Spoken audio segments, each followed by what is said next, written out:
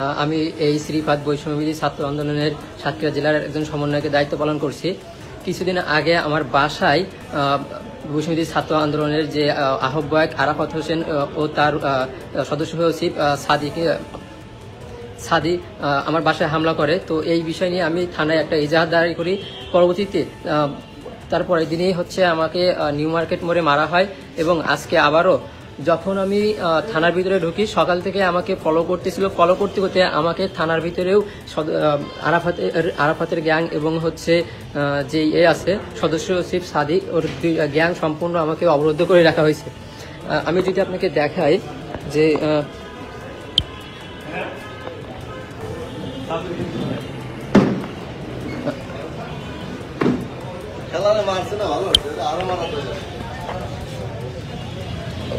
ওরা আমাকে এতক্ষণ এখানে অবরোধ করে রাখছে থানার ভিতরে এবং থানার বাইরে আমি যাইতে পারতেছি না। ওরা সবগুলো আমাকে আমি এখান থেকে প্রায় 1 ঘন্টা আগে থানার ভিতরে ঢুকছি।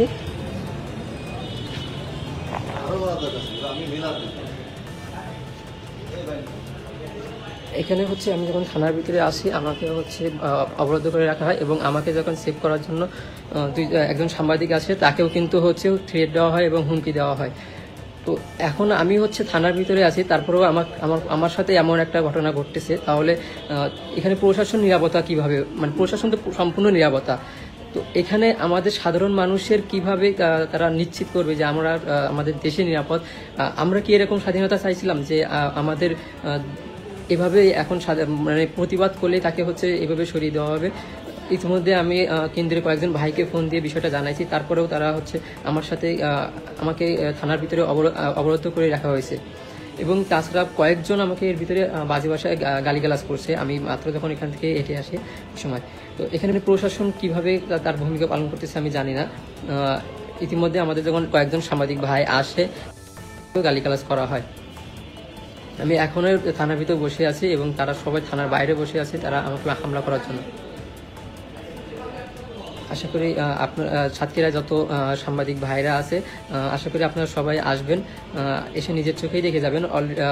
এটা আমার আপনাদের কাছে অনুরোধ যে আপনারা আসেন, এসে আজকে সত্যিটা দেখে যান।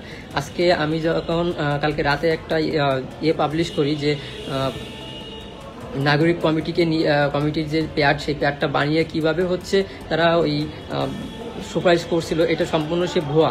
এবং এই ঘটনার পরে আবার আমাকে সকাল থেকে, মানে আমি যখন সকালে বাসা থেকে বের হয়েছি তখন থেকে তারা আমাকে বাইক নিয়ে ফলো করতেছে। ফলো করতে করতে তারা আমি যখন থানার সামনে নামি তখন তারা আমাকে মানে করে, তখন আমি থানার ভিতরে ঢুকি এবং তারপর থেকে তারা থানার সামনে সবাই ঘিরে রাখছে।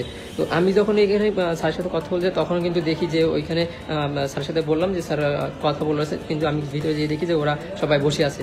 তো আমি যখন কয়েকজন ছেলেবেলে আসলো এবং সাংবাদিক আসলো আমাকে নিয়ে যাওয়ার জন্য, আমি বাইকে ওঠার পরে সাদিক ডিরেক্টলি ওরে বলে যে রিফাত নিয়ে কোথায় যাচ্ছিস? তো তখন ও বললো যে রিফাত ভাই কোথায় যাবে যেন, তাই জন্য যাচ্ছি। তো বলে যে রিফাত যাবে না বলে আমাকে গাড়ি থেকে নামাই দিছে। এভাবে আমাকে অবরোধ করে রাখা হয়েছে। এখন সাতক্ষীরাবাসী বা দেশের মানুষ আমাদের কেন্দ্রীয় ভাইদের দৃষ্টি আকর্ষণ করছে। আপনারা আশা করি এই বিষয়টা দেখবেন এবং কি আমি এটা খুব শীঘ্রই আপডেট দিব আপনাদের। নতুন নতুন শীর্ষ খবরের জন্য চ্যানেলটিকে লাইক, কমেন্টস, শেয়ার, সাবস্ক্রাইব অথবা ফলো করুন।